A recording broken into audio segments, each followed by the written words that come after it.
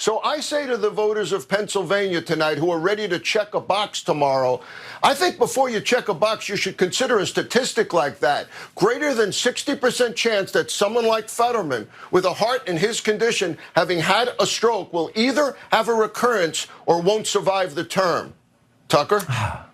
It's like, why not just, I mean, this happened in May. They had time to put a real candidate in. It's all so bewildering. Yeah, it is bewildering that, having all of this time, they weren't able to put a real candidate in. Instead, they had to go for the guy selling miracle weight loss beans on television for a number of years. It is weird that they had to pull Dr. Oz from literally a different state to pretend that he lives in Pennsylvania. That is weird, Tucker, I agree. Anyway, that's Marc Siegel, who is supposed to have some sort of medical expertise. And to the extent that that matters, it matters for Fox in that they can bring him in to imply that anyone who has had health difficulties, like John Fetterman, literally a couple of years into an international pandemic, should not be allowed to hold office because they might die. Now, you'll note that the fact that Donald Trump had bouts with COVID and looks like he died 3 years ago was never an issue for them. It's only when it comes to Fetterman. Now, bear in mind, I'm not a doctor, so you don't have to trust me. Marc Siegel apparently is a medical expert, although some have noticed that his concern over the issues John Fetterman has, he doesn't seem to have been too worried about clear, like very obvious health difficulties in the past. I'm gonna give you a little bit of a throwback of Marc Siegel. Take a look at this. Like you'll go person, woman, man, camera, TV. So they say, could you repeat that? So I said, yeah. So it's person, woman, man, camera, TV. Okay, that's very good. If you get it in order, you get extra points. Okay, now he's asking you other questions, and then 10 minutes, 15, 20 minutes later, they say, remember the first question? Not the first, but the 10th question? Give us that again. Can you do that again? And you go person, woman, man, camera, TV. If you get it in order, you get extra points.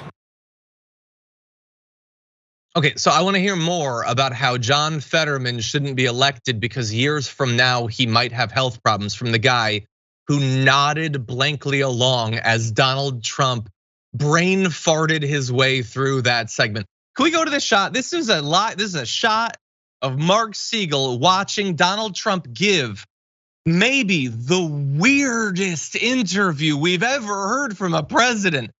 I honestly believe that if you're listening to someone talking so slowly about a medical procedure like that, you should be legally allowed to just walk away. Like socially, there should be no stigma. You can walk away, you don't say goodbye. You can just walk right out of there. So Marc Siegel had no issue whatsoever with what Donald Trump said there, but now he's giving people advice about John Fetterman. Bridget, what do you think?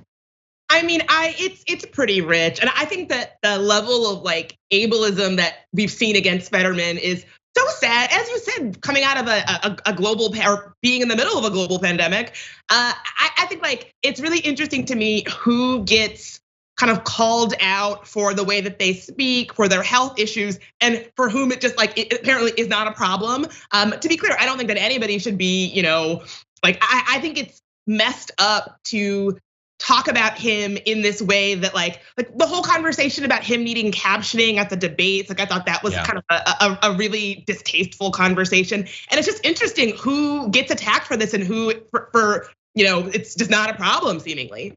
Yeah, and it's this being America, it is so weird to so openly stigmatize someone who had a stroke.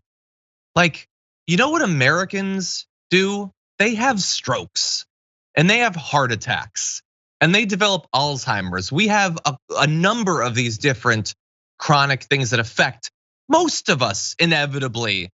Like, well, what is it gonna be? Like, are they gonna be stigmatizing people for having cancer next? Like, this happens. We're not a particularly healthy people. There's our actual, there's our diet, there's our political culture, there's the way that we handle healthcare.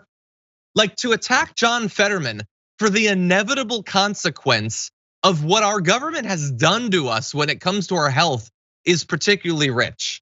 but especially when it's so selectively applied and then so conspiratorially applied. Like as you point out, like they're not content to just say he might have another stroke.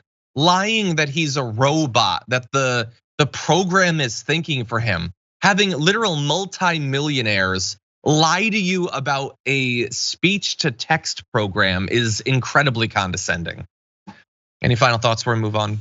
Yeah, I mean, we saw it with Hillary Clinton. We see it with Joe Biden. I think like it's not just the conversations about health. It's exactly what you said. The conspiracy theory is like, oh, she's been replaced with a body double. Like someone's in his ear telling him what to say. Like it's the conspiracy theories about other people's health that I find really distasteful.